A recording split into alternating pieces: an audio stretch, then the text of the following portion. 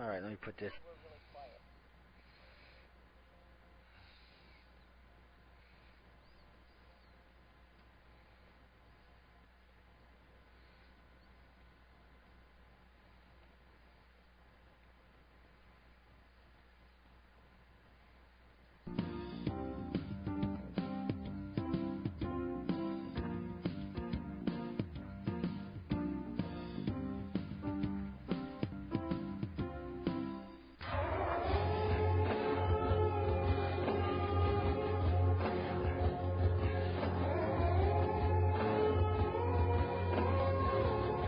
Welcome to Eye to the Sky, the UFO Synopsis. Now here's your host, Andrew.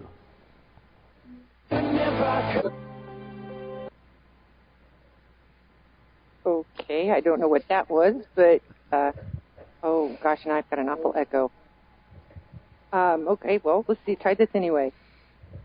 Welcome to Eye to the Sky, the UFO Synopsis, here on the UFO Paranormal Radio Network, also broadcast live on UPRN 105.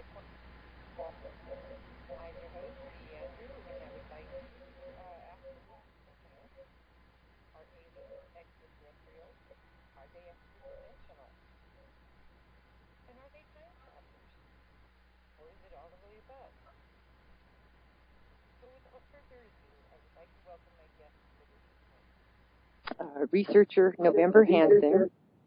Oh gosh, Joe, this echo is horrible. Yeah, I don't know what that is. Do you have like Pal Talk open or something in the back? It's the wrong one. Okay. Yeah. Thank you. Thank you for reminding me. Okay. Oh, much better. Oh, gosh, that was driving me crazy. Let's try this again. Guest number one, researcher November Hanson, who is the ICAR Oregon State Director and host of Voice of the People. Researcher Joe Montalvo, who is the ICAR International Director and host of the UFO Undercover radio program. And my husband, David Andrew, who is an independent researcher and the former ICAR Arizona State Director and ICAR Southwest Regional Director. And so what we're going to be doing this evening is having a panel discussion on the questions I asked you in the beginning of the program. The extraterrestrial hypothesis, the extra-dimensional hypothesis, and, for lack of a better term, future humans time traveling.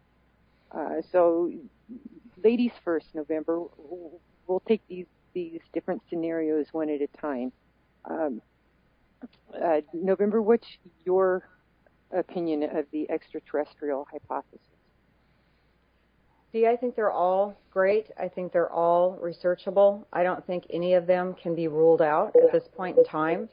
We have science that shows the possibility of time travel. We have science that shows other dimensions. And, of course, we know about the universe. So I think exploring all those options is imperative. And, Joe, the same question to you. What do you think of these three hypotheses? Oh, Lord, it's like putting me on the spot, don't you? Actually, right now, everything does need to be researched quite a bit more. It's tough to come to any hard conclusions. You know, it's funny because you and I and Christopher were having basically this conversation before the show, and it's tough for me because I see a lot of information these days. You know, when we first started this, and Dee knows we've been doing this for, God, longer than we even want to admit to. You know, we got trickle amount of information, and today there's so much of it. So now I get, you know, X amount to support this, and X amount to support that, and X amount to support this. And I personally don't feel qualified to make a judgment on which one's right, which one's not. It just makes it hard. I think that, you know, everything should be researched thoroughly. But I also, by saying that, I have to say, when we reach certain points with research, we need to say, okay, no, this one is not feasible anymore, or no, this one is not feasible, or this one may be more feasible simply because we have this much more information to back up that scenario, to say. And I do think we're going to have to take a tougher stance on a lot of stuff, but you are already pretty tough on it. I'm fairly tough on it. November is, and David's watching all of our time. So I do feel like, in general, as a group, we're a little more refined and a little stronger, a little stringenter on what we consider to be valid information versus our peers, but still, we still have to research it to discount it or to count it. Either way, I should say. Okay, plausible. And David, and your opinion of a combination of the three? Well, I think it could be all of the above. I think there are what's confusing to a lot of people and also interesting to a lot of people is that in experiences there can be aspects that lend themselves to any of those explanations, all in one encounter experience. I've heard many stories where there's things that would make it seem as though that whoever these beings are, whatever they are, they're completely physical and in our reality, and yet they do things that seem very unphysical. Yeah. So I think all of the above can apply, and all aspects of that should be looked at. Okay, and I agree on this. All three could be plausible.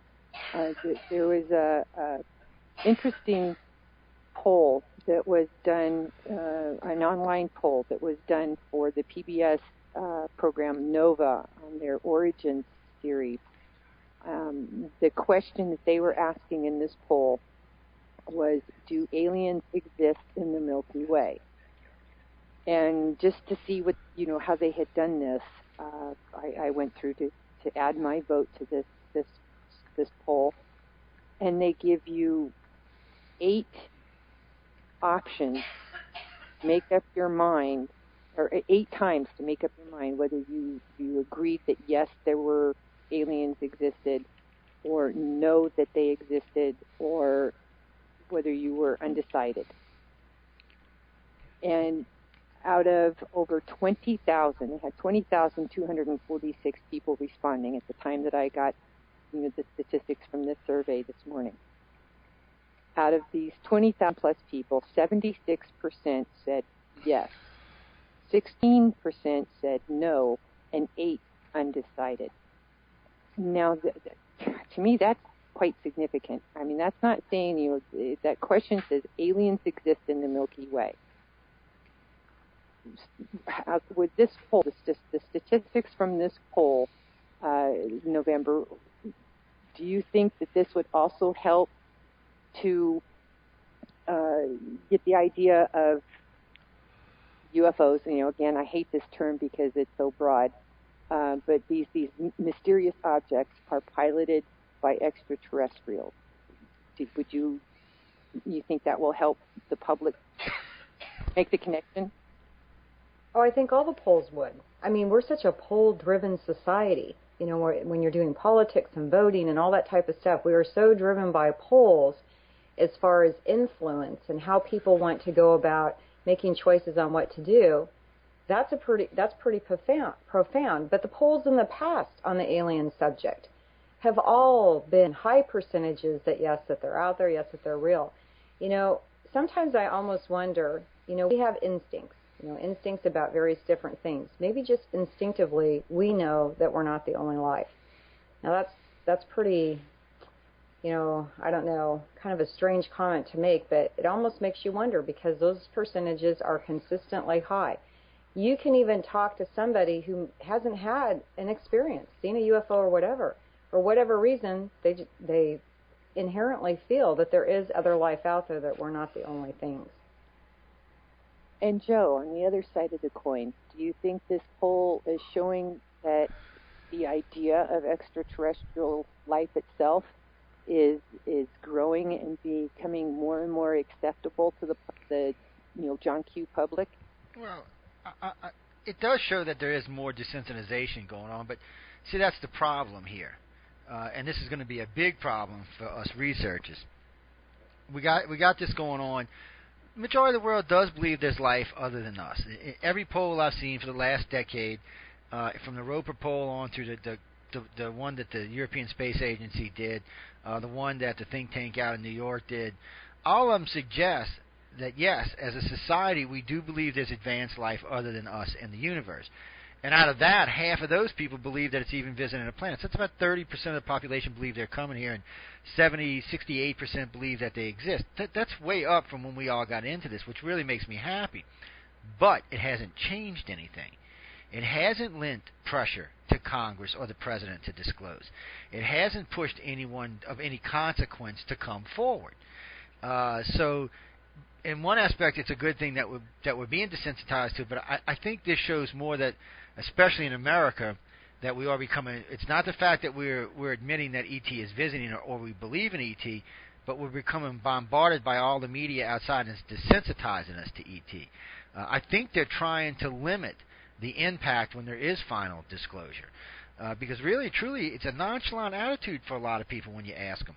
You know, I ask people all the time, like at the bank the other day, one of the girls asked me when I was going to be on Larry King, and I said, well, whenever he invites me, and now that he's retired, I don't think it'll happen. But I asked him the question, do you think there's an extraterrestrial life? Everyone in the bank, all the tellers agreed, yes, they think there is.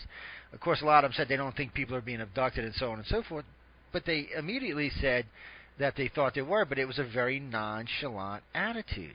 It wasn't like, you know, when you say that there's life in the universe, this should be an eye-opening experience for everyone. I mean, this is saying something about the universe itself, and it's also saying we're not alone. It should really change your overall view and understanding of the universe, and it's not doing that. It's not having that effect.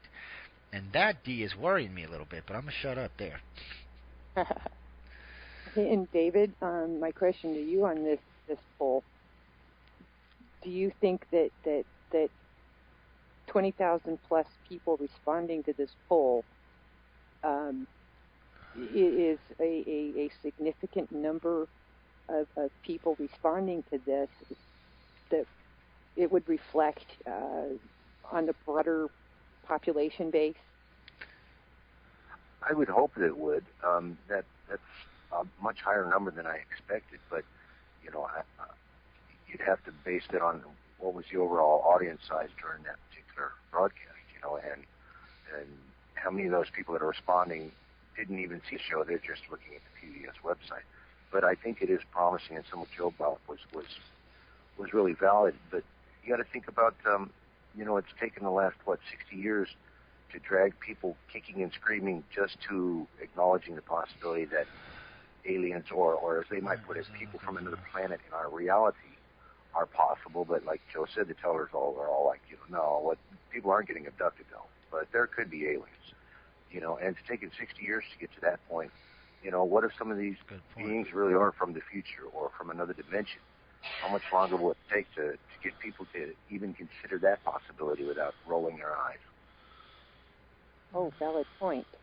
I hadn't considered that one. Another 100 years. Another aspect of this poll, which I thought was interesting, and I thought it was done in a very good way, was once you cast your initial vote, you were asked to go to the next step of this, and it gave pros and cons, so to speak. Scientific research on the con side saying no, this isn't possible. They're you know, all this, and then you click on the link, the little button to see the pro side of it, and they really gave a really good balanced arguments for both sides concerning like distance, technology, whether or not life could evolve on different planets, in evolution and all this. Do you think that showing both sides of the scientific coin, so to speak, was a good thing for them to show to people before they made their final choice? Yes, no, I don't know, you know, on the poll answers?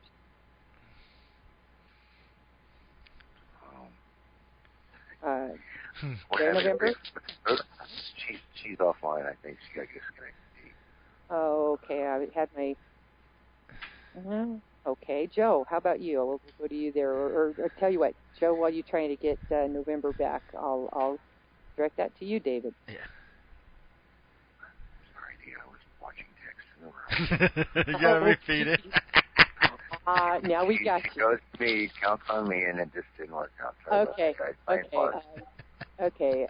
Real brief. On this poll, they showed both sides of the coin, the pro and con, on the possibility of extraterrestrial life. They showed six to 6 different topics of the possibility of extraterrestrial life.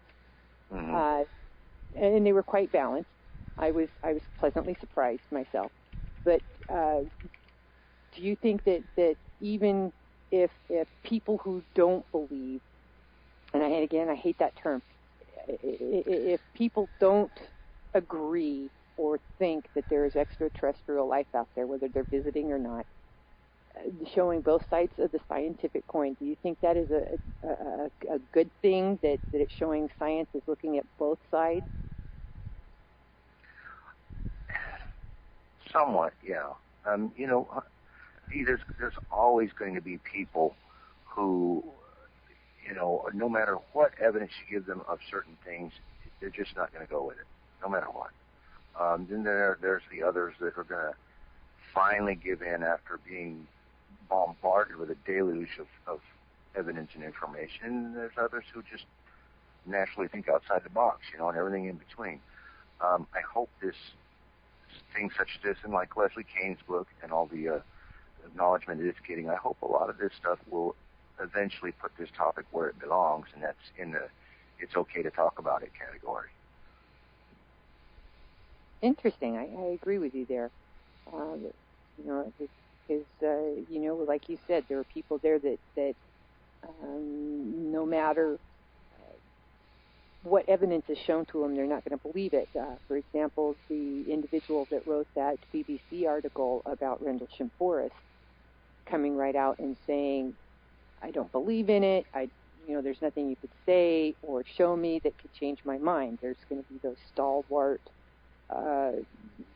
negativists that just hold on to their security blanket, saying it's not possible.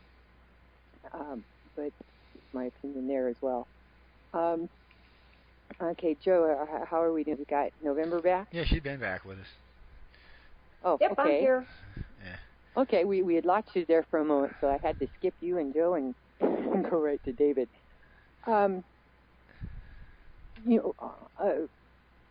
I don't know if any of you have read Leslie Kane's book yet, UFOs. Generals, pilots, and government officials go on the record. But basically, Leslie and all the writers of this book are not advocating any hypothesis on where these things come from, whether they're extraterrestrial, interdimensional, or future human. They're not espousing any one theory. They're just touting that look, these things are real, they're physical, and whatnot. Do you agree with that, November? Do you agree with that idea of not saying they're extraterrestrial or whatever, just that these things are real? Oh, Dee, I think that's a really good way of bringing the topic out further. I don't think people really like to be told what to believe in. I don't think they like to be told what to do. I don't think they like to be told a lot of things. But if you present information, sort of like planting a seed, at some point in time, something may happen, or a family member or something else, and they will go back. And I just think it's a good way to go about doing things, is to present information as opposed to saying, this is what you need to believe. You need to believe that we're being visited by aliens. When you do something like that, it creates this sort of fear type thing inside. I have not had the opportunity to read her book, but I know it's out there making waves. And it might be for that reason, because it was not presented as, this is it. To add a little bit to that, Dee, I wonder about this whole credibility issue. You have people from the military, you have astronauts. There's been a few senators, a couple presidents that have made comments that would lend credence to this subject. But yet, everybody's still waiting for the person who has the credibility, to bring it alive. And it's already been done. I don't understand why it's not accepted. Anyways, that would be my thoughts on it. Oh, very good. Very good. I agree with that. And Joe, do you think that it's a bad thing that maybe they didn't in this book bring forth one of the the series or any one of them or all of them? I've heard a lot about Leslie's book, and actually I shouldn't say Leslie's book, because but she has 15 collaborators, 14, I forget. There's so many people who've interviewed her lately that I actually don't even feel like I need to read the book, which is kind of a shame, because between everybody's interviews, you kind of get quite familiar. And I'm sure there's things I'm missing out by not actually reading it itself, but from what I've heard from everybody I've heard, it's a good book for 101 or 202 for people who are wanting to learn and get in the field. It's kind of like Richard Dolan's books on history. They're really good to give people a good feel of what's going on in the field and what kind of stuff you can expect. But it's not taking you anywhere. It's not going to put any force on the government to disclose, and it's not really taking you anywhere. It's not really making the field grow. See, something I've had a problem with in research-wise in ufology in the last 3 or 4 years is I've seen a lot of good stuff coming out, but none of it that's, how can I say this politely, none of it's not upping the level of ufology. It's either staying status quo or it's slightly even falling some, but it's not giving us that uplift. In other words, when people read this book, somebody that's not ufology related, because I hate to say it, I don't think that many ufologists are going to actually read the book, but I think for the people who do read the book, they're going to go, okay, well, this is pretty cool, this is kind of interesting, and there's a lot of good stuff here, and there's a lot of things that will lead to other little things, but there's nothing that's going to force disclosure or prove extraterrestrials' existence beyond any reasonable doubt, or even help along the way of alien abduction. So then I have to go back and wonder, what was the book written for? See, I've been having problems with a lot of this stuff lately, because I'm just seeing stuff that you can only challenge the Congress on certain levels, and writing a book isn't going to challenge Congress. That's not going to change anything. And if it helps any public awareness at all, it's a plus. But frankly, for the people like us in the field, no, it's not doing anything for me personally. I can't even see how it's going to change anything in our reality in any shape, form, or fashion. So I'll have to take it as, yeah, it's a good book for starters, and leave it at that. Leslie, I hope you weren't listening. And David, in her book, she has very, very credible people. We've got fighter pilots who have been out to scrambled to go out and either shoot these things down or chase them away or find out what the heck they are. You've got government officials coming forward with cases that they've dealt with. You have generals and FAA official and all these, and what all of them are asking, and what Leslie Kean is asking in this book, is that the United States government opens up a new investigative body to work openly with civilian researchers and other investigative organizations of governments of other countries. Do you think that this book in any way might influence this? Honestly, Dee, I don't think so.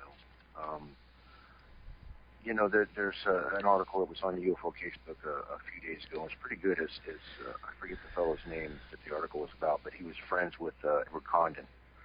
And he read Leslie's book, and he said something there that really stuck in my mind, and it was the fact that, Washington is a place where there are lots of agendas and lots of things that are much more important to those people than the UFO topic and that sort of thing. And he didn't really think it would become any kind of a valid pressure point for anybody there, because all the people involved with this topic are not speaking loudly enough with a unified voice. That's, Joe's mentioned this in the past, and I know Linda mentioned this to me the other night, was the voting block idea.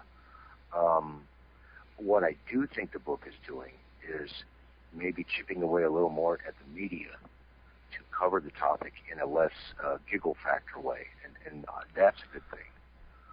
But, I'm talking with Frank Warren about the media coverage, and all media coverage is not necessarily good coverage on this topic, because, they still like to throw in their little jabs and stuff, and the topic does need to be taken seriously. I think that's what her book is going to reiterate most, is that the topic should be taken seriously.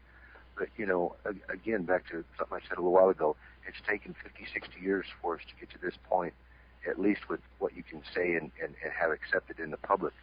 And, you look at the Cutler-Twining memo from 1947, and one of the top generals in the Air Force was saying to another top general in this memo that the UFO phenomenon is something real and not visionary or fictitious. In my mind, that tells me, why are people still looking at this as though we have to prove this phenomenon? And we haven't even got to the abduction side of it yet. How long do the rest of those people, and myself and Joe and a few others, have to wait before somebody says, okay, it's all right to talk about that? Another valid point. That really gets the wheels turning. In my notes here,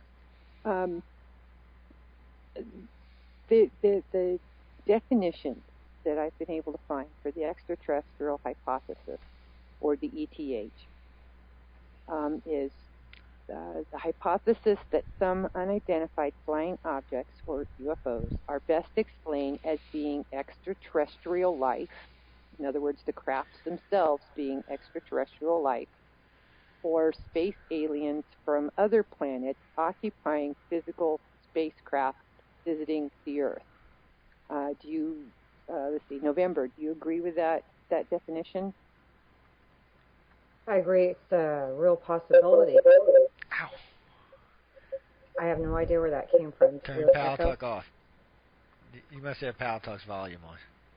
No, I don't. Oh, okay. Well, it's going now. Okay, that was weird. Okay, yeah, I don't know what happened there. And you know what, Dee? I totally forgot what the question was. I know. Oh, okay, I remember. Are UFOs piloted by extraterrestrials from another place? We haven't really determined what the place would be. Or are the ships themselves possibly life of some kind? I don't see why that couldn't be true. There's been sightings have been happening since the dawn of time. Okay, maybe not that long, but pretty close. And, these strange aerial phenomena have been, reported all throughout history. You only need only one to be extraterrestrial. That's it. Out of all the thousands and thousands that there have been. And it's a fact. So if you think about all the different things that have happened, all the sightings, videos, there's some really good military videos from Israel chasing UFOs. They're absolutely hilarious. These things are playing games with their jet fighter pilots. And there's a lot of that all over the place. So I don't know what the problem is, except it is a controversial topic. And anytime you take anything that's controversial and you're looking for the dollars to fund the research, you're usually looking at private donations, because government agencies, for whatever reason, they just don't seem to want to do that. I don't know if that really answers the question. In my own mind, yes, I believe there's life out there. I have no reason not to believe there's life out there.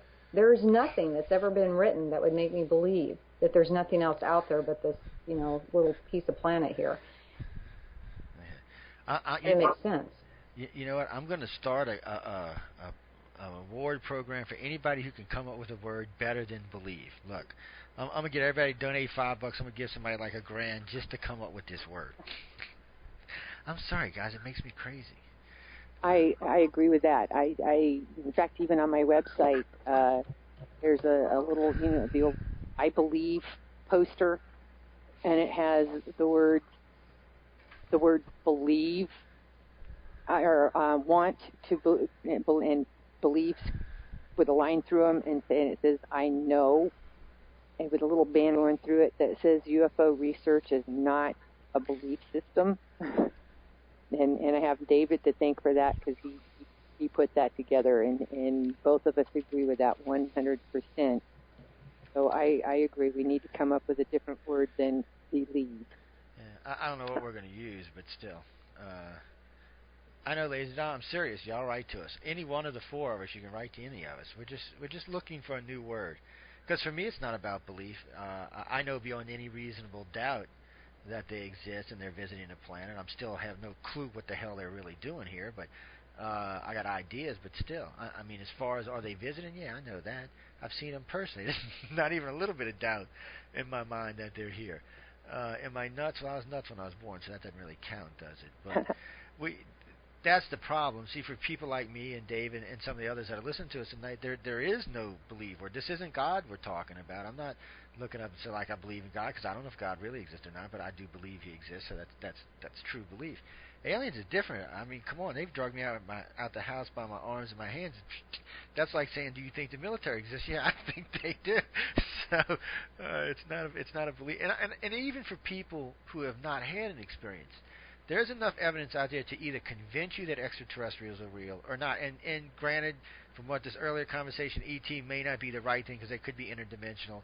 The future thing I got issues with. Not that I don't think it could happen. It's just I got this thing in my head every time they come back. It creates a new future reality. So for them, not for us, but for them, it would be kind of like one minute they might be like kings, and next minute it'd be like ants. It could be really playing Russian roulette for them. So that one I have a little less. But dimensional beings that exist in our own time and space, extraterrestrials, all of them I think are quite possible. I'm just curious to which one it really actually is. But are they here and visiting? Yeah, they're here and visiting. Okay, it sounds to me like somebody's playing. All right, who's typing? Drums. Somebody type it. Somebody type it. David, the one statement in this definition for the ETH, the possibility that the craft, and I'm having to use the term craft loosely in this instance, that the crafts themselves are extraterrestrial life. Would you agree or disagree with that? Well, Dee, they found certain base elements just free floating in space. They've also found, I believe, in certain nebula that they have the possibility of actually having protein strands floating loose in space.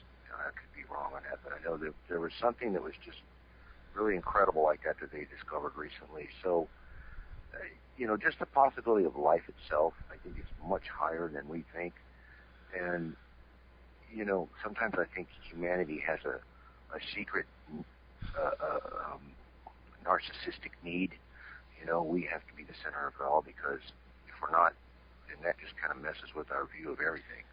And some people can't handle that. But, there's no rule that says there aren't galaxies older than ours. There's no rule that says there aren't parts of the universe that aren't much older than this part of the universe where life might have started first. The possibilities are just endless.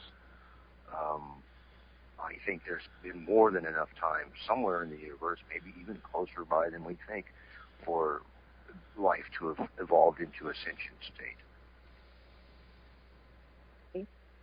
The next hypothesis, definition, next dimensional hypothesis. The definition for this one is a theory advanced by Jacques Vallée that unidentified flying objects and related events involve visitations from other realities or dimensions that coexist separately alongside our own. Do you agree with that one, November? I agree that it is. Yes, I agree it's a possibility. I think our science in that area is just it's almost pre-science. We're just starting to grasp the idea of multiple universes, of other dimensions, those types of things. Getting to the point where we know what they look like, we know if life is contained within them. I think we have a ways to go. It's an absolutely fascinating subject, though. It is a fairly new science as far as getting down to the nuts and bolts of it, not just making the statement that there's multiple universes and other dimensions, but really getting into it to see what it looks like or what it could look like. And then there's the math. So if life also exists in other dimensions or alternate universes, yeah, why? I mean, we're curious in nature. I would tend to think that other life forms out there would probably have that same curiosity. So why not? Why does it have to be one or the other? Why can't we have multiple things going on? We're such a black and white society. It either is or is not. It has to be this or it has to be that. When you're talking about this subject, you're talking about the dimensions, you're talking about the time travel, you're talking about other planets. Why does it only have to be one? I mean, you could be looking at a whole multitude of different things going on. Oh, that's what we're here to discuss. We're going through all of the parameters of the different theories, and trying to determine if it's one or two or all of the above. Yeah, I understand. Well, the dimensional one, sure. I have no reason, I haven't seen anybody say it's not possible. Mathematically, they haven't shown me with a cute little equation that says no, it can never happen. So I'm with the all. I've been with the all since the beginning. So. Okay. And Joe, since I know you have interviewed Michio Kaku, and here recently he went on television on MSNBC and even discussed the possibility of extra-dimensional life. Do you agree with his viewpoints of this possibility? Well, who the hell am I to argue with Michio Kaku? I got to say, by the way, he was an excellent interview. I agree with a lot of what he says. I mean, we got into that on my show. We actually talked about that. And I got to say, at the break, he actually asked me a few questions. I was surprised. Even on the air, he asked me a few questions. Because remember, I was supposed to be interviewing him. And I was very surprised. So I agree with him on a lot of. I think there's more than 11 dimensions. I think that's where him and I part on that. But I think even he knows that. He just doesn't want to say it because I've noticed a couple of times, when people are kind of put him in a corner about it, he's kind of like, well, yeah. So, and we've talked about life. We introduced the stepping stone theory with him on the show that day, and he was floored by it. So even I don't think for him it's a big issue if there's life, and I don't think there's a big issue for him if there's dimensional life. We pretty much understand that there could be multiple dimensions all existing in the same time and space with us. It's not that far. It's something that always amazes me about humans. There's a lot of things that we expect as humans.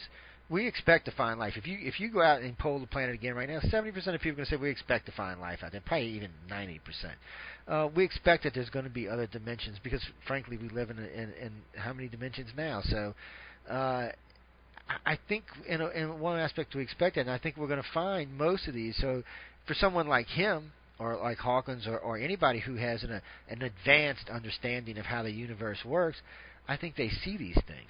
But then they're kind of bound like everybody else on the planet. How much can they actually say and still keep credibility? That's a fine line that he's walking right there with the, when he talks about it. Because, he was invited to speak at the X conference and turned it down. So I know that for a fact. So he's walking a fine line. But I do agree with a lot of his theories. And I think more than anything else, he is really a shining light out there because he is a theoretical physicist, considered to be a very brilliant one. And he is talking about extraterrestrials. That alone should help people like us out. But I don't know if it is. There's this thing, and when I heard Dave talking earlier, I was thinking about it. It's just there's this numbness. People are it's like we got to have so much we're numb now, and it's like they know and want and feel and expect and want to go out there and explore the universe. When you ask people, they want to go do it, but yet they're kind of very nonchalant about aliens. It's kind of weirded me out lately, I got to tell you. It's one of these things that's been bugging me, but I'm going to shut up because it has been. It's been bugging the hell out of me. And David, in the last few days before the program tonight, you and I have discussed these issues. And you said something to me today that made me go, interesting point. And that was the fact that our space tracking systems have found stuff coming in from deep space to Earth. You can elaborate better on the detail than I can because you read the stuff and I didn't. But you also come up with other examples of possibility of extraterrestrial or interdimensional in that line. Could you bring some of that to us? Yeah, it would be, this is where it really gets hard for those looking at the topic from the non-experiencer point of view, but it's still just as hard for the rest of us who are looking at it from the experiencer side. You know, and like you just stated, you know, we've all heard those stories of, you know, people from NORAD or somebody saying they're tracking what they call a fast walker, but they came in from deep space. Now, if it was a dimensional thing, I would think just out of convenience they would pop up much closer to Earth instead of traveling across the solar system. You know, maybe that's just me. But then there's other aspects of, you know, one of the species of ET that I've encountered personally, they actually do things like use the door. You know, does a dimensional being really need to use a doorknob and open the door to come into a room? But then again, you have other species that, and you've heard reports of, that ETs came through the damn wall, and then they reached out and touched you. You know, so does going through the wall mean they're extra dimensional? And what about the fact that they reached out and touched you? Can somebody from another dimension really do that? You know, or are they using some kind of technology on the wall? You know, there's so many aspects that point to all of the above that it does get very confusing as to what you know, truly can we point to with these little explanations. Valid points. Again, you know, you guys are coming up with some really good stuff tonight, and I appreciate this. And unfortunately, I couldn't find any definite definition of the future human theory, but I'm just going to word it in my own. The way I am understanding the future human theory is that it is humans from far into our human history forward, coming back and either trying to fix something that's gone wrong, or maybe just anthropologists coming to this world to figure out what the heck we're doing because they lost the history this far back, or for whatever reason. Is this something that you can agree with, November? Absolutely. And I would go with just who we are today. I mean, we're going to change in the future. 1,000 years from now, 100,000 years, we are going to change. But I do think there will be some things that will still be inherent with us, and that is, can you think of anybody on the planet that would not turn down an opportunity to view an event from the past as it really happened? I mean, you can record things, you can take pictures of things, you can have audio, video, but it's not the same as actually being there. You know, walk with the dinosaur, even if you can't be there physically, because I know that there's some theory in time travel that we could actually go back in time, but we couldn't actually do it from a solid point, that we would actually, almost like a ghost, but we would be able to witness, you know, what was happening in time. I would think future humans would want to do it just as much as humans today. I don't know why that would change, so absolutely I think that's a possibility. It sounds to me like you're trying... Yeah, go ahead. It sounds to me like you're trying to describe something that would go along the lines of the grandfather paradox. See, but I think if time travel is possible, and I know there's, and I don't remember who the scientist is, I apologize. I know there's at least one scientist that says if we could go back in time, it would be in the form of information. So we wouldn't actually be, you know, flesh and blood living that event in time. We would only be an observer. That's how we could go back in time, an observer gathering information. So we wouldn't be interacting with what's happening in history. So we couldn't, there would be no paradox. We wouldn't be creating that paradox. And for whatever reason, that makes a great deal of sense to me, to be able to witness it, but not necessarily experience it.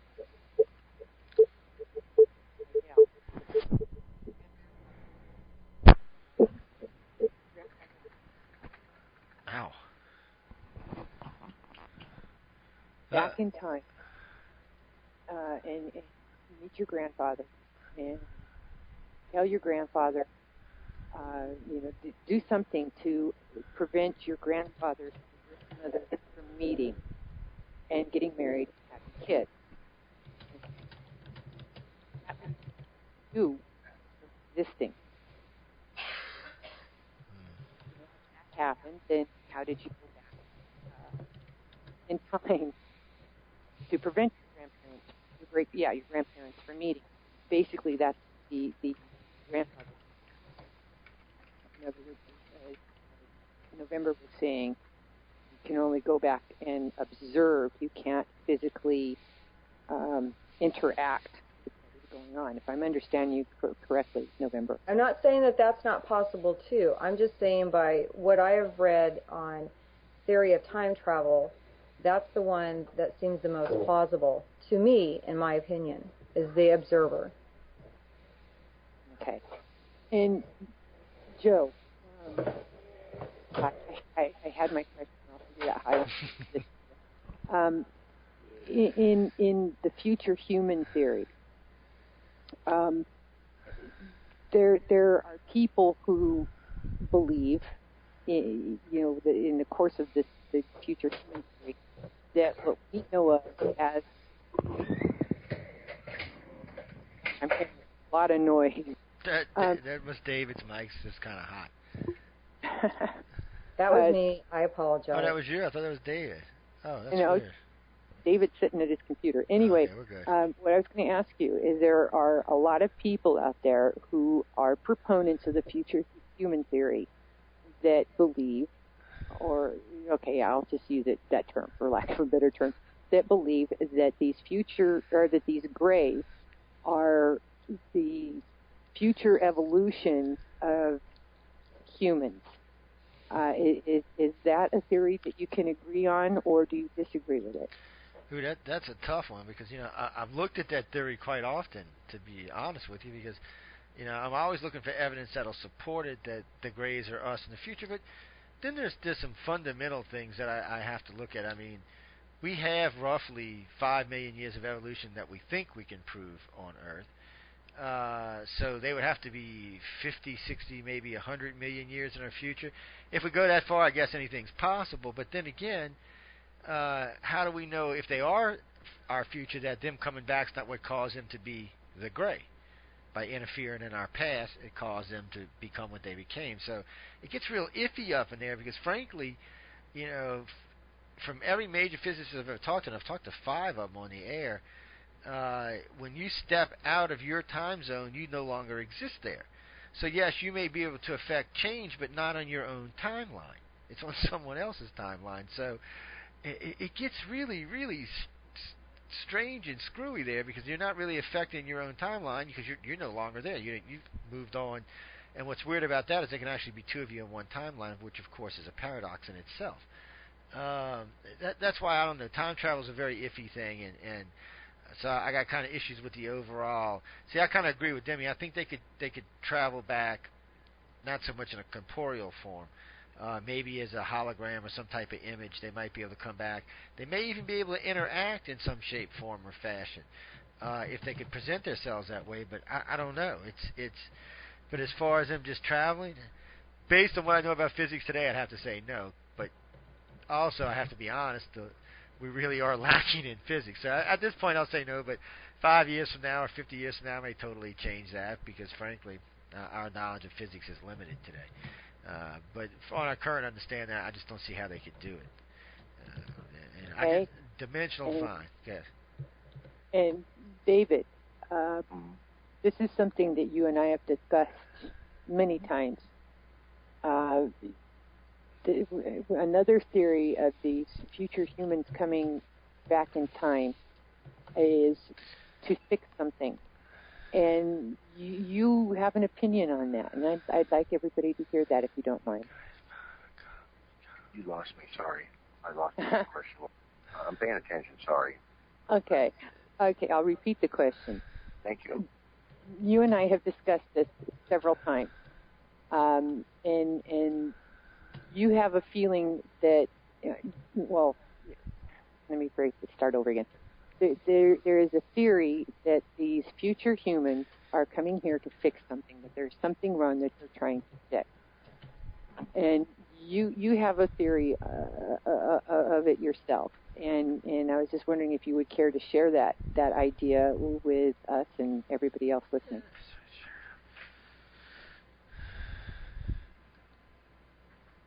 Did you lose me again, David? Sorry, no. Sorry. I'm not sure what you're talking about, Dave. I don't have a theory about that. there's something wrong with them that they're trying to fix. Okay, well, so you're tying two things together here. I don't think they're coming from the future to do that. Okay. You lost me. I'm sorry. Move on to something else. Okay. Okay, then. Let's see. We've got, a little over 6 minutes before we go to the break. Before we go to the break, is there anybody else that wants to make any kind of a statement about the three theories? Well, actually, four theories that it's a possible all of the above before we go to break? Well, I'll jump in. I think Okay. to rule anything out would be wrong. We don't have enough. I don't know. We're so new into this. I mean, it's fascinating just to talk about it. And I have a feeling nobody's hearing me because I just noticed something got dropped. No, I hear you fine. I hear you. Okay. For some reason, it seems like I lost somebody. I'm sorry.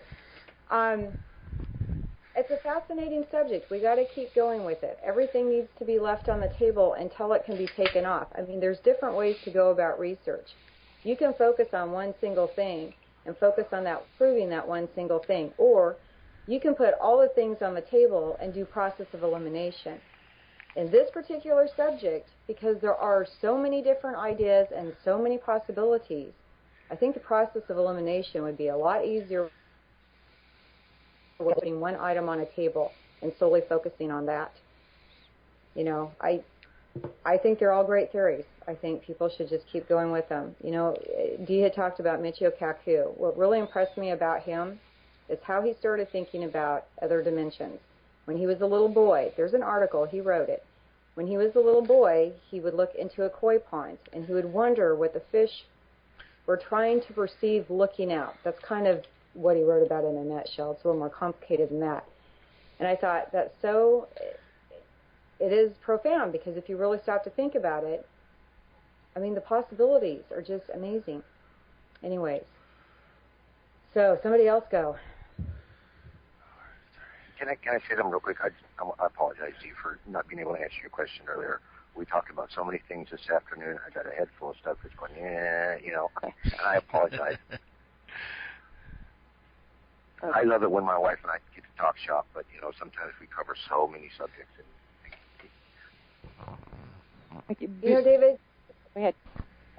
I was going to say, the question that Dee was asking earlier, I did actually write about that, so maybe as a possibility. I mean, it's not even, some of these things you can't even really present as a theory because you haven't figured out how you're going to test it. It's more of an idea. So I had actually written about that, the idea of future human coming back to try to correct a genetic problem.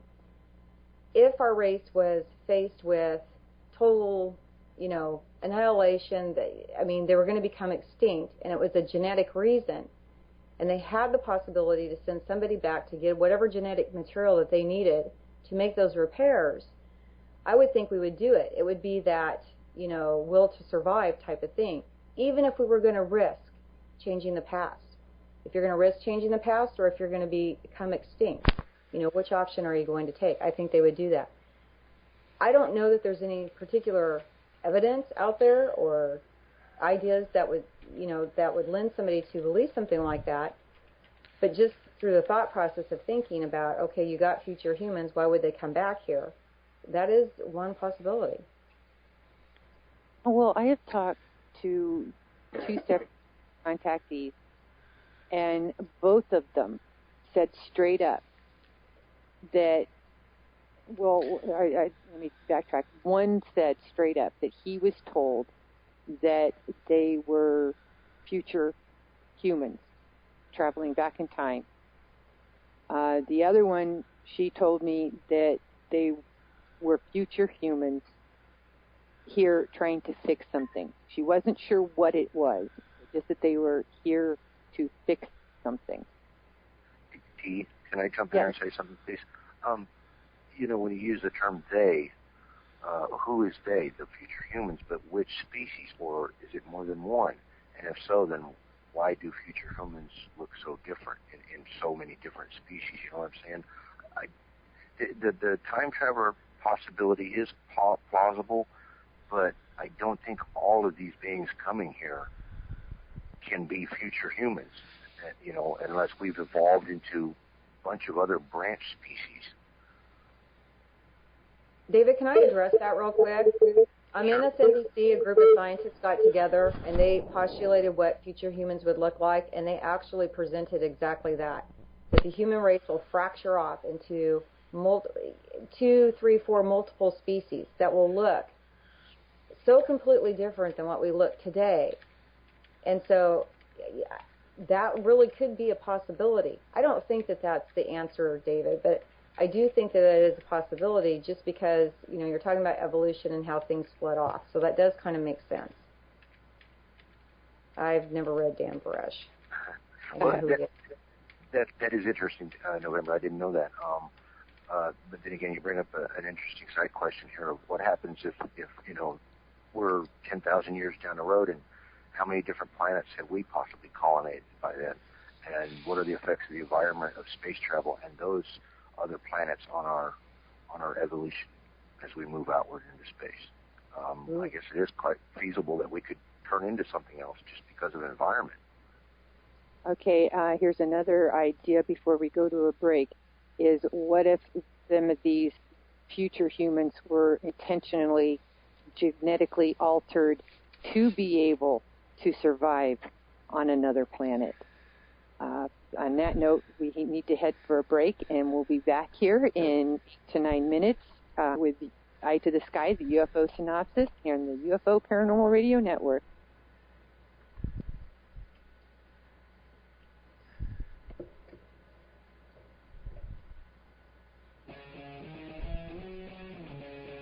Clear.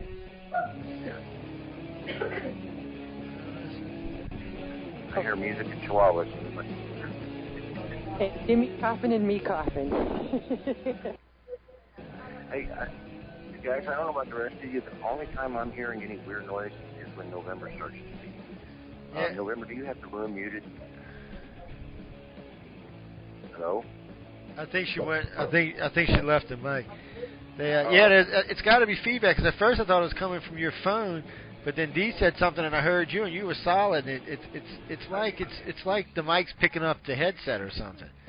Yeah, we've got the speakers off here. I've got the room muted, so there should be no way the audio's coming back through in a loop. Yeah, that's what. Yeah, my phone and Dee's headset. No, it's on the other side of the room. No, I think it's November's headset's picking something up.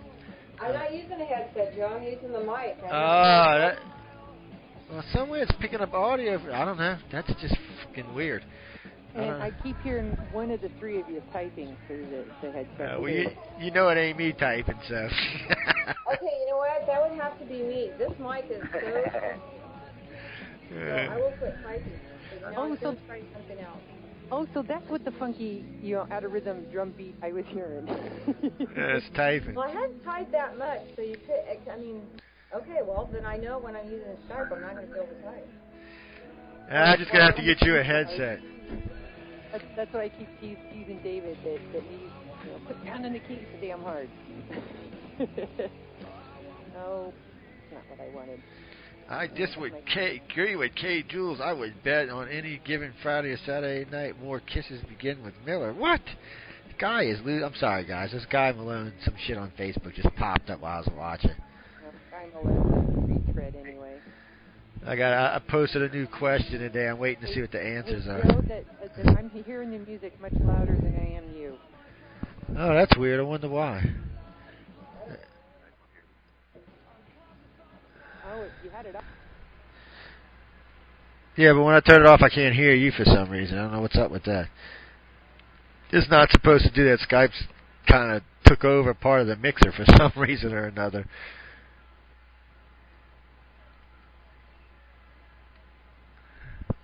It's weird.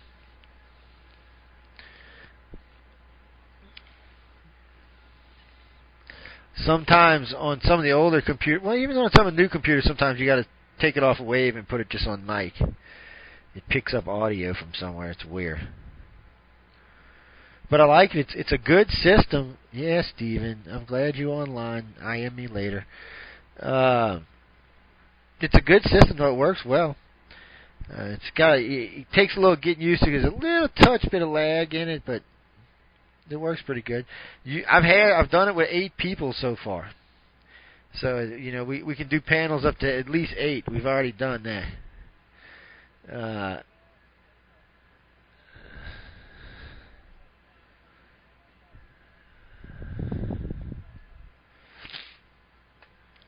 Yeah, I'm gonna write to Skype and see if there's a way to get more weekly hours. Because really and truly, because we have such a good internet connection and good computers, we could run Skype most of the time if they would give us the time. Because let's see, on like tonight we would need on an average Saturday night we would need 12 hours. 14 hours is what we need on an average Friday night. And that's just with the regular host and guest on each show. It's kind of strange. Yeah, because everybody goes, oh, it's only a 2-hour show. But no, not really. It's a 4-hour show. There's 2 people. As far as Skype's concerned, it's 4 hours, not 2. Yeah. Yeah, not about if they did about a conference call, that would be different. Then it would only be 2 hours per conference call, but that's just how they do it. But when like me, you, and Demi, they don't count that. That's absolutely free. You can use that as long as you want and as often as you want. So for the host now, most of the hosts can just use Skype, and we can call the guests via the Skype phone system. But still, that still limits us. So that sucks. Oh, man, we got a bunch of mediums on the network. I got to go listen to all these psychic medium shows. I'll be insane next week, y'all. I promise. I got to put one on the show. I'm getting a lot of people write to me about it. And I got to put one on the network somewhere. And we got, what's her name? The tinfoil lady? What the Oh, Dr. Rita Lewis. She's been on the network for about a year now. She does real well. Yeah, the nutcase. Yeah, that's her with the tinfoil hat on at Roswell. That's her. She would have never got a network, but she's got a well-rated show. And,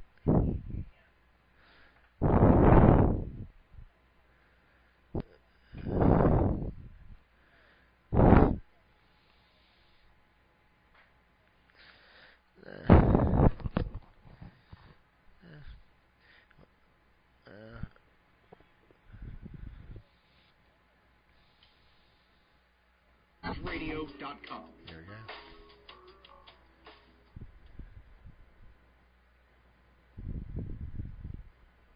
Looks like we've already got a crowd in the chat room. If you would like to join us there.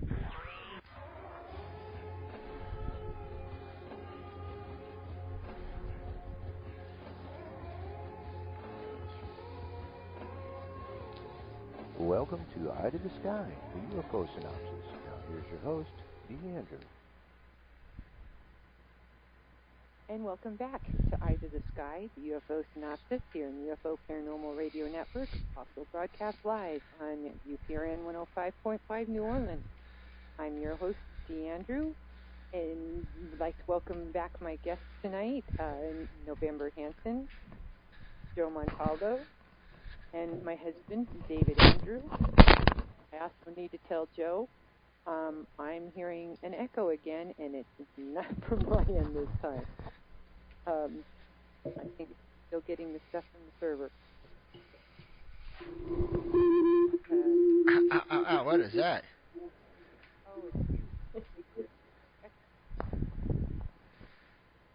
Okay, what was that? We good? No more of that, huh? Oh, you're echoing really bad, Joe. Am I? Hold on, let's see if we can do something about that. I don't know whether it's just on my side or everybody else is hearing this. Not sure. But at least it's not as loud as it was when they forgot to mute house off. Anyway, as we were discussing tonight in this panel discussion, we were discussing the extraterrestrial hypothesis, the extra-dimensional hypothesis, and the future traveler hypothesis, or future human hypothesis. Yeah, I think I'm going to give you first order this time because we had started with November. David, now you're echoing a little. Sorry. That's all right. It's not your fault.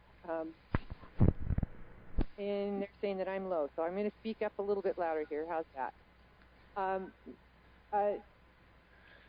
Can you give us an example of what you think is a good evidence of the extraterrestrial hypothesis? Well, a lot of that does depend on what can someone or something that's extra dimensional, how can they affect things in this reality, or can they?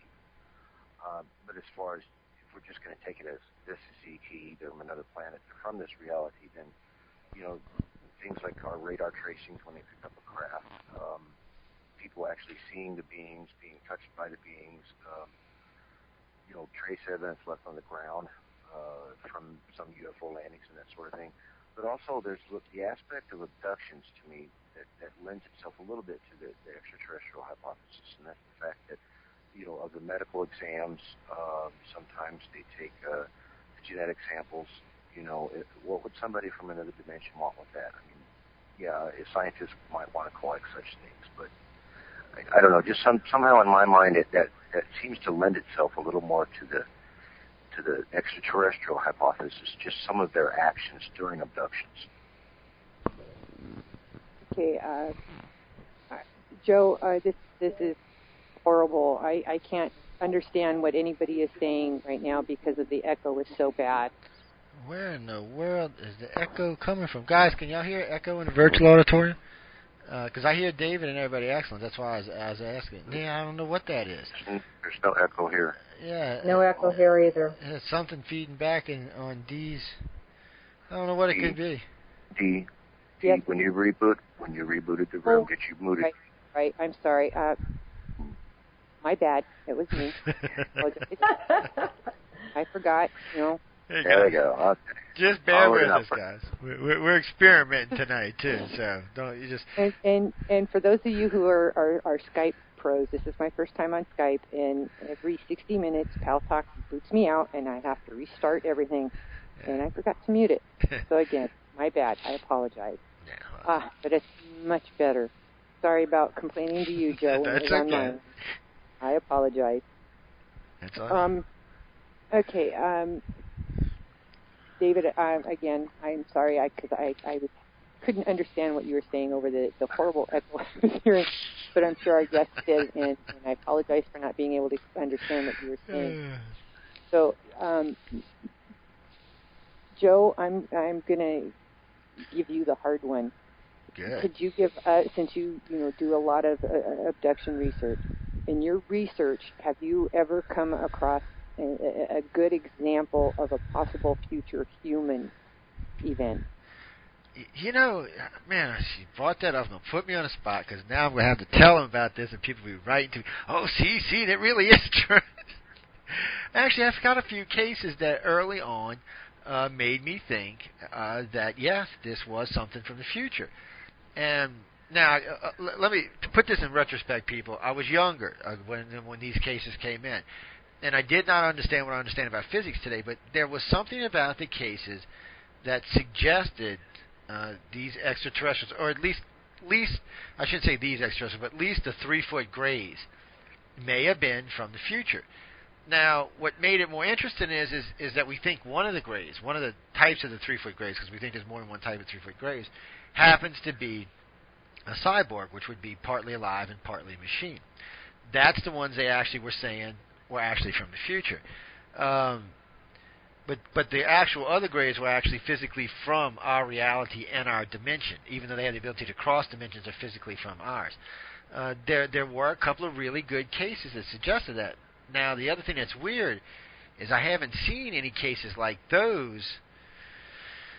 What is this, 2000? Since 2000. That was the last time I had seen one. I got to tell you that the last two cases I had, the witnesses were impeccable.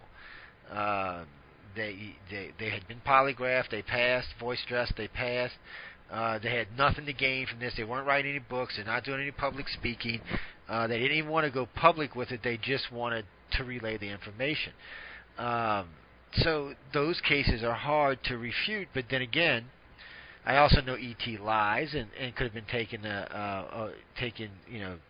advantage of their gullibleness. But I don't know. Those cases did make me wonder. I have to be honest. So those I want to say probably 10 or 12 cases that really made me stop and think maybe as part of this being controlled from a future source by some means. Not so much that the Greys are actually our descendants, or they could be, but it's the fact that they may be controlling us like a long-distance phone call in another way. And then somebody suggested, I have no idea how possible this is, somebody suggested that maybe that if you physically kept the Grey in the future, keeping the Grey's body in the future, and you only transported their essence back to like one of those automaton machines in the past, then it wouldn't adversely take them out of the timeline, meaning that they could travel between timelines without adversely moving out of it. So when they did create a change back here, that it would actually affect future timelines. Guys, this is all speculation, by the way, before I start getting emails about this. I don't know. The witnesses were good. But still, more of our cases suggest that this is a real, live, physical event that's happening right now by aliens in our own galactic plane, in our own galactic existence, in our own dimension. That's what the overall majority evidence suggests. But then again, there is this little piece, and it will stay in the back of my mind until either it's proven to be completely false or completely true. So that's about as far as I can go with that without giving away anybody's names or anything. But they're good cases. They really were. Hey, David, you had said you wanted to throw something else out there. Yeah, I just maybe relevant here. A person's perspective of time is from just that, their point in time, their perspective of time is from their viewpoint, from where they're at in it. And if you could learn to move outside that just a little bit, then to that person in that fixed point in time, those people would seem to be time travelers. It doesn't necessarily mean they have to be from the future. It's true. That makes sense? In other words, you're suggesting they may be from the past? No, I'm not saying that. I'm saying if I could find a way to pop out of this reality, phase out with it, maybe time for me would travel slower or faster, and then I pop back in this reality right next to you. Maybe 5 minutes passed for you, but for me it was only 30 seconds. It might seem like I was a time traveler to you, even though you and I started from the same point. Well, D, that's a good point for some of ICAR's research, because we do think today, at least some of the Greys have the ability to pull you out of the dimension where hours may pass. Here, when they put you back, only about 10 minutes or so have actually passed. Or sometimes you even gain 5 or 10 minutes. That one still freaks me out. So that's actually a good point, Dave, because it is one of the things we look at now for abduction criteria. Okay, and not to leave November out. And I saved this one for you, November, because of her head's nothing too else. Big now. Your Pal Talk nickname, which everybody by now knows that it's Dimensional Star. That's why I saved this one for you. And can you give us some kind of an example of an incident or a case that could possibly show that it was interdimensional? Oh wow! Why don't you put me on the spot? So I think it's no real big secret that I did a book, a free book, a totally, you can't even call it a hypothesis. It's ideas just based on a collection of information. Are they directions that maybe we could be going? So looking at the idea of dimensions, which actually I'm going to end up repeating some of what Joe said, where you have people that have reported variations in time.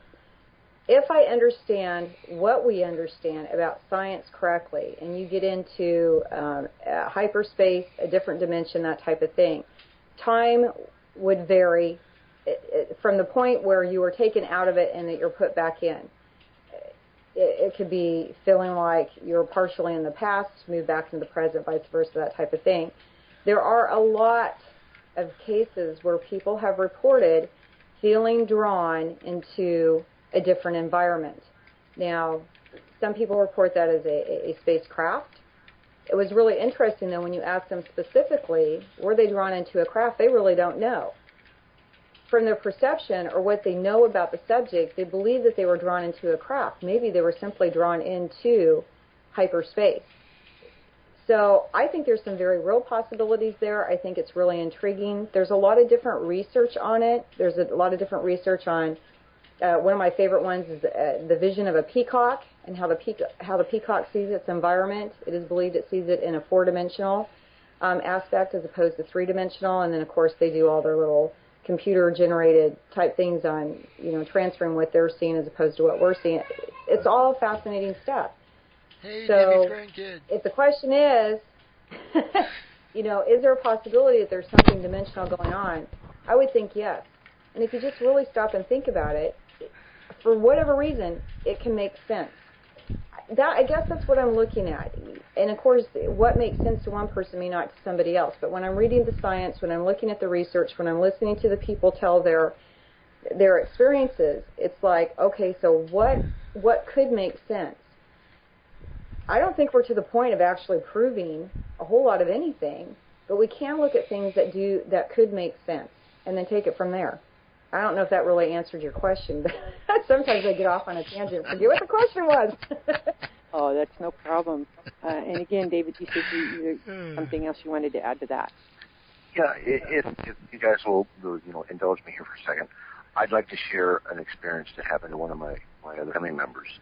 And, you be the judge. Was it ET or was it extra-dimensional? A person told me, one of my family members, that they woke up and there was the outside wall of their house, which is actually upstairs. It's a two-story house. This wall is straight up and down. There's no balcony or anything like that. And looking at the outside wall, he could see the inside of their ship, if you will. They started leading him towards the ship. He turned around and looked and saw my mom laying in bed. So he was viewing both things, but yet none of the neighbors reported a UFO embedded in their house. And the wall was no longer there, the outside wall. It was just a smooth blending of their room to the ship. So, was that a dimensional portal, or did they just phase slightly enough out of this reality that they could do that? I don't know. But what does that scenario, does it indicate anything? Valid point.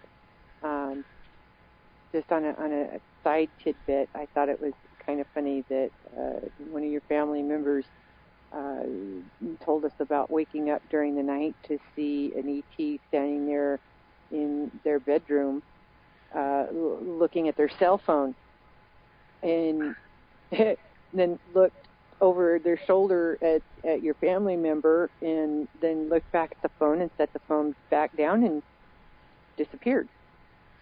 Yeah. Just another odd aspect of contact, I guess. Were they able to physically phase in and out, their individual being, or what? If that could be another indication of a interdimensional visitation. Okay, as a collective, okay, I think we've come to an agreement that all three of these hypotheses have valid points. Can we agree that I want to guess that we pretty much agree that not all visitations are extra-dimensional or extraterrestrial or future human? Am I correct? Whoever wants to jump in there. Oh, I agree. Oftentimes when we're talking about abductions or contact, immediately the person is going to see this little 3-foot being, that's what we're discussing. But I think people forget out there is that there is a multitude of things that are reported. There's a reptilian experience that's reported, a light being experiences that was reported, a human type experiences that reported, and those experiences in themselves are inherently very similar to each other. Then when you look at the broader range, you have all of it. even that in itself also has its similarities to it. So the subject really does become complicated because realistically, when you're talking about abductions, contacts, and how these things are possible, is it, the interdimensional, the time traveler, the whatever, I think the majority of people are going to assume that you're discussing these 3-foot grays because in our society that's predominantly what's out there, what's in the media, that type of thing. But the reality is that if you listen to people talk about their experiences, there is a wide range. It's not necessarily a 3-foot gray. I already said what the other types were. Somebody else can add to that. It's something I think David might be able to add to that concerning what you call the little blue guys. When you told me about one pulling a drawer open. Okay. Now there's something that I was told by a family member, and maybe 10 years later, I read almost the same exact story in one of Whitley Strieber's books. Now I know for a fact that the person who told me that had never read any of Whitley Strieber's books, and it really gave me goosebumps. And this thing that I was told was that they took this person down a hallway, these little short blue ETs that we've encountered, and there was, I guess, what you would describe as a chest of drawers type thing built into the wall. The two blue guys that were with this person opened the door, one of these drawers, and there was one of the little blue guys inside of there, as if it was in sort of a stasis. And this person told me they got the impression that they used this body or container, if you will, as we might use a diving suit to go underwater. We can't survive underwater without assistance. And that just, it made my head spin. It's like, what kind of a being can step in and out of a physical body? Are they physical? Are they ET? Or are they something else and they just know how to adapt biology in some way, biomechanical or something? As where Joe talked about the automaton types. Are these beings really possibly non-corporeal, but they know how to use a corporeal methodology to interact with us? That's a good point. It's light beings. Light beings, right? Okay, well, Joe, on since you bring up the light beings, what do you think these light beings might be? Are they dimensional or what? That's a damn good question. I don't know. I'll let when it comes to the light beams, and I was picking on David because we've talked about the light beams before. All contactees describe them the same way. It's interesting. They can look like us, or they can look like a little ball of light, or actually kind of a big ball of light. They seem to be able to travel in space and time without spaceships. I'd have to think there's some kind of mind over matter, or matter over mind, or a combination of plasma, matter, and energy and thought. I don't know what they are, but whatever they are, they seem to be much more advanced than any of the corporeal type races visiting the planet. Actually, from what I can see, that's the only thing the Greys actually look like they even fear. And I'm not sure if it's a fear of some kind of weird admiration. It's a strange phenomenon, but they're the only ones, by the way, while we're on this, they're the only ones I could think that, what people would call shape-shifting, maybe they can, because they do, maybe it's not energy, it might just be pure light. It's hard to say since none of us have actually touched one. We're assuming it's energy, which is a bad thing to assume anything, but that's what everybody calls them, energy beings, because they seem to be some type of energy that can transform. But the reason I'm saying it is because people always tell me about the reptilians or the Greys or the humans transforming. I'm going to say this again for the 1,500,000th time. The Greys, reptilians, and the humans do not transform. They're solid, just like they can't transform any better than you can. Okay, they just can't. Those referring to the term shapeshifters. Shapeshifters. I'm glad you said that. Clarify that. I'm glad David said that. But he's right, because the shapeshifters, everybody's always saying that the reptilians can shapeshift, and the humans can shapeshift, and the Greys can shapeshift, and they can't. They can make you think they can, but they don't actually physically change anything. But the light beings, supposedly, which I got to say, I've never seen one personally do it myself. The only thing I might even consider seeing a light beam is we've seen a large sphere of energy that seemed to react to what we were doing. But as far as everyone says who have seen them up close and personal, they can pretty much take any shape or form that they want. Most people describe them as like pure matter, pure energy, a combination of energy, matter, and thought, which really has big advantages over everything else in the universe. I mean, you can simply become, part of the universe's energy source and travel back and forth on the winds. You don't even need a craft.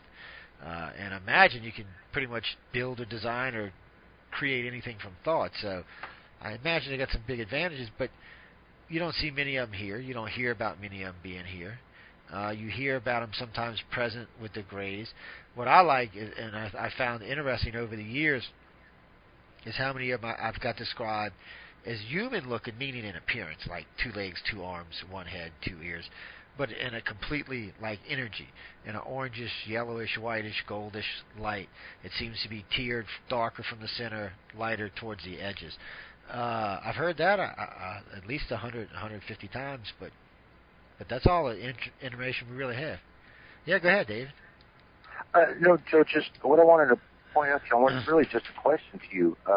Something I've pondered before, like you're saying about the light beings. You hear reports of them, but I've never seen one. You say you've never seen one. I haven't met anybody who says they've seen one that I'm aware of. I'm with that. So my point here, my question would be is, if we evolve eventually, and just for speculation's sake, we evolve to a point where we become non-corporeal, we don't need to be physical anymore. How far does a species have to evolve before we're unimportant to them, before they lose interest? Why would such beings want to come here or interact with us in any way in the first place? Is it out of obligation or something, or just curiosity? I mean, if they'd already been through this themselves, then why go backwards? Well, that's just a phenomenally damn good question in itself.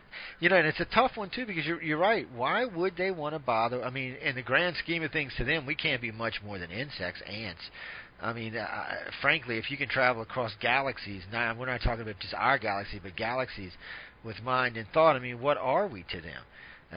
A mosquito, a flea, a fly? Maybe that they're not so much interested in us, but more interested in, like, the Greys.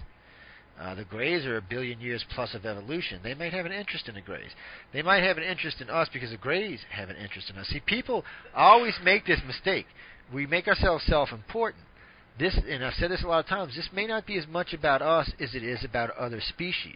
I mean, we may be part of it, we may be involved in it in some shape, form, or fashion, but there are at least 5 major species in this thing we talk about on a regular basis, and we're just one of them. And I'm saying major, I don't even think we're a major, but, for the sake of argument, we'll say we are.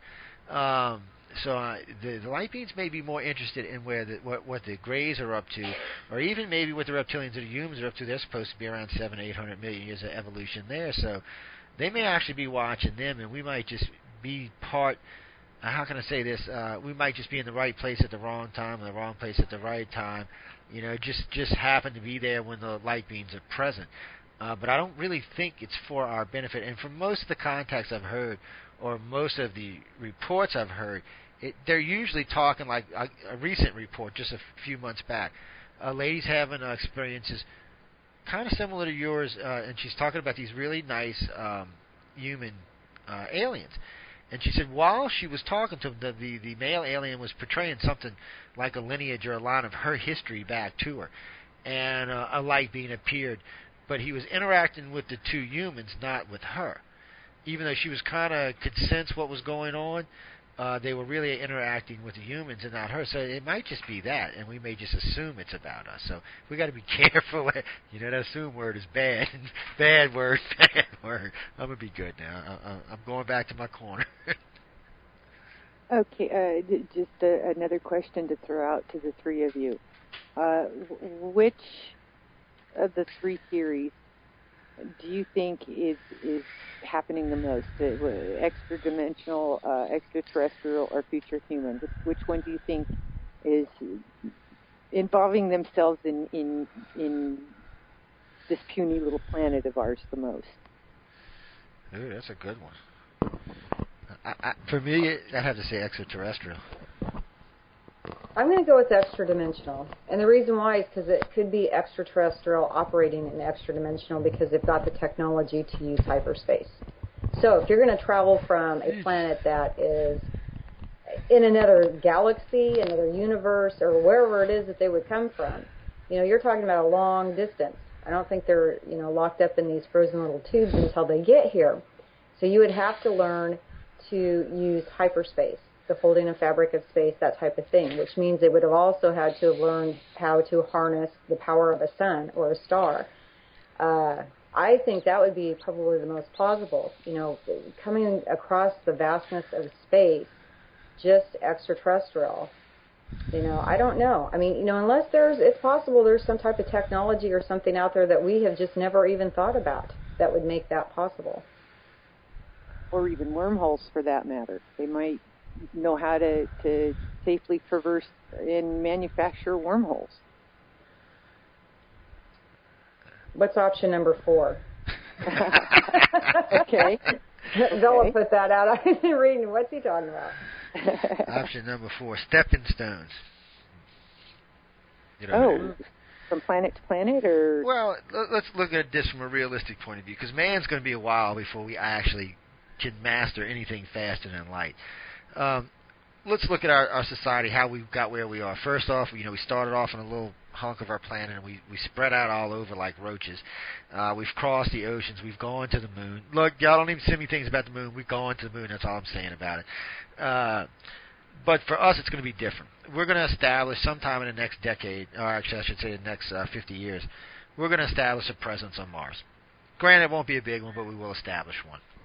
By the turn of the next century, we'll have a decently sized colony on Mars, and probably 1 or 2 bases probably out in the asteroid belt, so we can start doing a little mining, start taking care of advantages of some of the minerals. We'll have a base on the moon because of the helium-3. It's something we can use, and it's a good product for us, and it'll help. As you know, people can forget, and the planet's just going to keep growing. Unless there's a war, we're just going to keep getting bigger in size, so we've got to have room to expand. So we'll be out on Mars. 200-300 years after that, we'll be out near the Oort cloud somewhere. We'll have places probably on Europa and Io, maybe a base around around Jupiter, and then something out in the Oort cloud. So now we're at the end of our solar system. We're 2 light years out now, because our solar system is 2 light years across. Or 100,000. It's 100,000. Our solar system is 2 light years across, but our galaxy is 100,000 light years across. But anyway, make a long story short, we're 2 years out. From there, we'll probably build a base somewhere between there and Proxima Centauri, which will be about a light year out, about 2 or 3 years of travel, and a ship that does 25 the speed of light, which isn't very fast. After that, we'll stay there for a couple of years. Then we'll build one in Proxima Centauri and find some places around there and build. Now, it's of course 500 years has passed. Remember, we're supposed to live for another 4 billion years, so we're 500 years out. We're now into another solar system.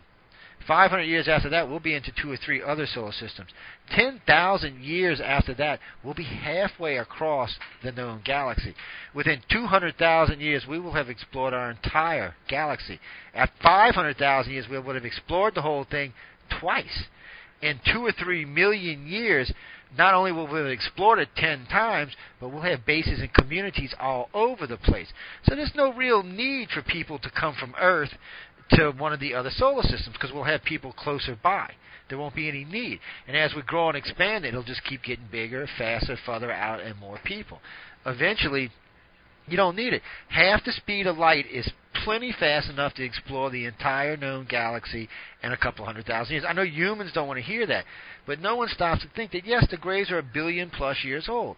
They could have explored this galaxy hundreds of times, thousands of times. They could have bases and facilities all day. They could actually numbers in the hundreds of trillions, which is where they expect us to be. Go ahead. Hey, Joe. I just wanted to throw out this one thought here. What if, if there are beings out there that are amongst the oldest in the created universe, instead of planet hopping, maybe there's a species out there that actually can be galaxy hopping. They probably are. Actually learn how to traverse these massive distances of space. Okay, what's that? Demi, what are you playing with? We know Demi's a bad one now.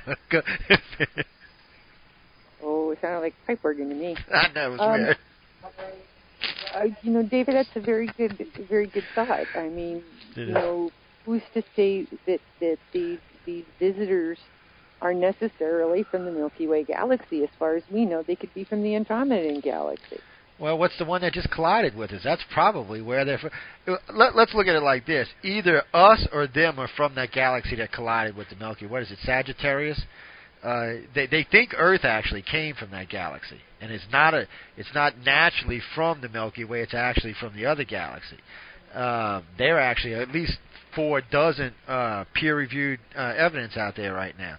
So anyway, we got the one going through the middle of ours. It's a good chance they could be from there. We could be from there. Actually, read up on it, Rydell. There's the Earth, Sagittarius dwarf. Yeah, we've been colliding with a galaxy for quite some time now, for a very long time. They also gave just recently, NASA, the European Space Agency, and 2 other agencies just gave it credit for heating up the planets. Yeah, across the known solar system. Yeah, because all the planets in our solar system are rising in temperature, not just Earth. So they're giving it credit for doing that. There's a lot of things. There's a lot of planets in there. There's a lot of solar systems in there. No, it's Sagittarius. It's not Andromeda. Andromeda is a whole other big galaxy. This is like a dwarf galaxy. It's a mini galaxy. But, yeah, it's colliding. You can see it. It's showing it. You can watch it. It's going to be doing it for another, 700-800 million years as the Milky Way absorbs everything into it. So we don't know. As far as we know, the Greys could be from that galaxy. We could be from that galaxy. We don't know. We're infants. We haven't even got out the womb yet. Well, about 30 of us have got out the womb. Whoever made it to space or to the moon has got out to the womb. Other than that, the rest of us are still stuck down here in terra firma inside the womb going, yeah, we know a lot when we really don't know. It's kind of like when you're 18 and when you're 50. You know, at 18 you think you know everything, and at 50 you realize, shit, I still don't know anything. Hey, now, Joe, this is G-rated. Come on. Oh, that's right. I apologize. But you know what I'm talking about. Yes, Joe, or David. Yes, sir. Deacon, I'd like to ask a question of Demi, November, excuse me. Okay. If you would. You know, to get the skeptics who always say, well, extraterrestrial, extra-dimensional, doesn't matter. We're this ass-backwards little planet. Why would anybody want to come here? But I think the fact still remains, and yes, I do think it's a fact, they still do come here. Yep. And this looking at why, that's why I wrote that article a while about the open letter to abductees, about doing medical testing on abductees. Maybe looking at the side aspects of what's going on might lead to a reason. You know, looking at the effect might give you the answer of why the cause is there. Jimmy, what do you think? Why do you think they're coming here? Oh, why not? I could be wrong. David, I could be wrong. I want to think that curiosity, exploration, all those types of things might be inherent. You never know what you're going to find under a rock, what use it might be, you know, how it could advance you, how it could tell you a story, all those types of things. You know, we are fascinating. Let me jump in here with that then. I agree with you. But then again, throw in this little aspect of it. You've got reports of gray-type ETs that may go back hundreds, if not thousands of years in our history. So once they came here and checked us out a little while, why keep coming back? Well, maybe they're waiting for something to happen. Maybe they know what's going to happen in our future, and they're looking for that spark. Maybe they're watching evolution. I mean, how cool would it be to see a species evolve? And they're looking for that little spark that shows them that it's something's changing. I mean, we can have things like spontaneous evolution. I can think of probably all kinds of reasons of why somebody else would want to look at a study at what maybe something happens within their own species. You know, maybe they don't want to be these skinny little gray things anymore, and they want to biologically change themselves into something else. Or maybe there's a planet that they want to colonize, and because of their particular structure, they need, you know, I mean, I'm just throwing out just ideas. Some of them could just sound wild and crazy.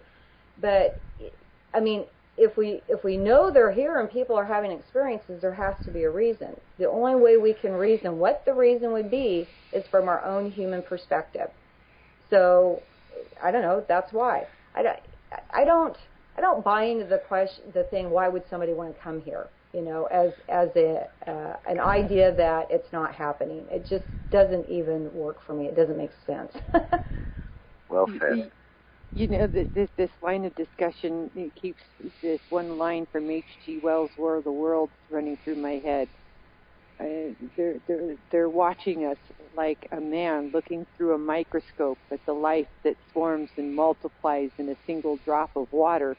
If you really look at it in that kind of a metaphor, this planet is just a little tiny drop of water in this, just this galaxy alone, let alone the universe. It's a good point. It's not even a grand Hussein on a beach. It's like a 0.0001 grand Hussein on beach compared to the universe. To the galaxy. That's an interesting thought, though.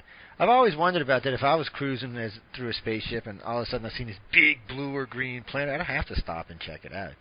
I would. And I do think some of these aliens originally may have came here because of exploration. Either that or the Mars theory, one or the other.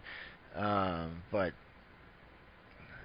why they stayed and what they're up to, that's a whole other thing. Because, 6,000, 10,000, 25,000, best we can tell, 50,000 years. And I don't want to say interfering in our culture, but in a way they do. If you've been taken, it's interfered with you. It's changed who you really are. It's given you a different outlook on life. It makes you think differently. So in that aspect, they're changing society. And I know people like to argue about how many contactees there really are, and at this point, it's just guesses. But, if they've been here 50,000 years, even if they only started with 50 contactees, that makes it more than a third of the population, guys. If they started out with several thousand, it's good chance that a bunch of us are related to them in some shape, form, or fashion. It's not that they got to abduct everybody; they just the ones that they need, that they're looking for. And to that person, yeah. We've got, let's see, about 7 minutes. 7 minutes. I'm going to ask if I'll start with Jimmy for ladies first. Or excuse me, November. Gosh, like I said, you're going to have to beat me overhead. Just call her Frank. That's okay. That's all right.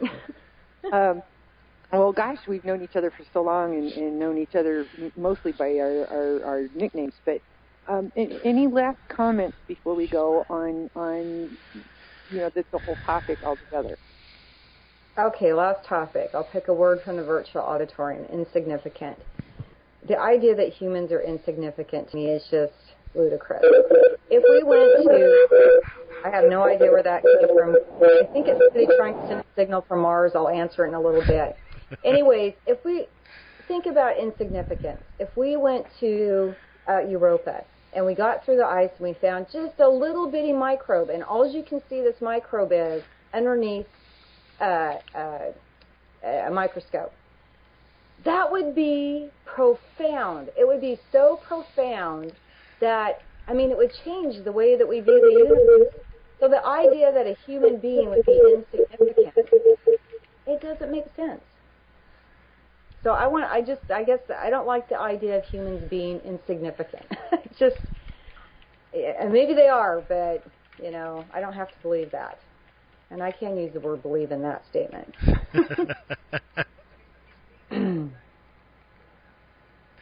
Well, I'd like to answer something that you asked November and Joe a little while ago. A lot of people might get on me for this, but in all of this, I think it could be all of the above, or the extraterrestrial, extra-dimensional, time travelers, whatever. But I lean towards the extraterrestrial hypothesis mainly because of all of the physicality, the physical-related things that their presence shows, in abductions, in their craft leave traces. We pick them up on radar. They're seen coming from deep space. Now, this does not mean to me, though, that they haven't learned how to pop in and out of this reality as part of their time travel, or they're not time travel, their method of propulsion or whatever. But I think more of the evidence does support an extraterrestrial origin. But then again, that's just me.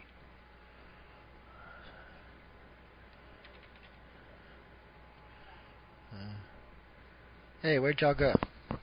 We're waiting for you, Joe. I'm sorry. I'm sorry, I was typing something into the room when y'all said that. But anyway, that's D set a new record tonight at 101,070 people. And I was getting ready to type in the room, and I was like, wow, it got quiet all of a sudden. What the hell happened? Actually, guys, I think I think I'm real happy with a lot of things. I think ET is here to observe and watch and learn and change, and I think in a lot of ways they're just like us. They're inquisitive and they want to know things, and they have tempers and they have feelings, they have emotions. Sometimes they may not be intense with us, and sometimes we don't understand why they want to pick on particular people. But I got to be honest with you. First off, I haven't seen them do anything that we haven't done to ourselves, which doesn't mean they're right or they're wrong. I really haven't. And most of the time, and another thing is, I don't know any contactees, and I can honestly say this, and I know really a lot of contactees. I'd be amazed at how many thousands of contactees that we are in touch with. I don't know any of them that want their experiences to stop. They may want them to change, and they may fear, even the people in their 20s who are going through some rather harsh stuff, even they, really, they'll start to miss them. And you can say it's this syndrome or that syndrome, and you may be right early on, but for people at my age, no. I get aggravated when I don't see them enough. It changes my moods and my temperament. I expect X amount of contact now, and I expect to learn certain things. And I got to say, in a lot of ways, they've helped me. They've helped me not kill all the PL and Lers to start off with, so that's a good thing right there, isn't it? I couldn't resist. In case y'all don't know what PL and Lers are, peace, love, and lighters. Yes. You bunch of crazy people. Uh-oh. Lost the... Oh, that was weird. We lost the host. Can I say something on the host? We lost the host. Oh, well, the host is... Can I say something for her? I want to tell her congratulations. This is a record-breaking show for her. And being a host myself, I know how much work you put into this, and I want to congratulate you for a job well done. I'll pass along to her because she can't hear her. Oh, you can hear her? Okay, she did hear you, but she can't talk. There's nothing coming through. You want me to read the thing? That's weird. I can barely hear her, but I can't hear her. Oh, I might hear her coming through yours. That's what it is. I think I hear her coming through David's. No, we only got 2 minutes anyway. Okay, Dee asked me to do this for us. We're getting close enough now, if you guys don't mind. It's been a great discussion tonight, and I want to thank both of you, November and Joe, for appearing with me on Dee's show. Dee just did have her 3-year anniversary of being on the air probably a week or 2 ago. And once again, we did hit a record tonight, hon. Very good. Way to go. So we'd like to say thank you to all those who joined us in the Power Pop Auditorium and all the others who've listened. Stay tuned for Voice of the People, hosted by November Hanson. Our guest this evening is David Zimmerman. We'd also like to let you know there will be no live broadcast next Saturday of Eye to the Sky because Dee and I will be taking a much overdue vacation to spend time with family. There are several exciting shows coming up after that. Starting on September the 11th, the guest will be Robert Salas. On September 18th, the guest will be Robert Hastings. And on September 25th, the guest will be John Venture. So we do hope you'll join Dee for these upcoming shows. And until then, keep it at Eye to the Sky. And good night, everyone. Let's drop out of there. Oh, wait, I got to drop y'all out of here. Hold on. I'm through with standing in line. The clubs I'll never get in. It's like the bottom of the ninth, and I'm never gonna win this. Life hasn't turned out quite the way I want it to be. Tell me what you want.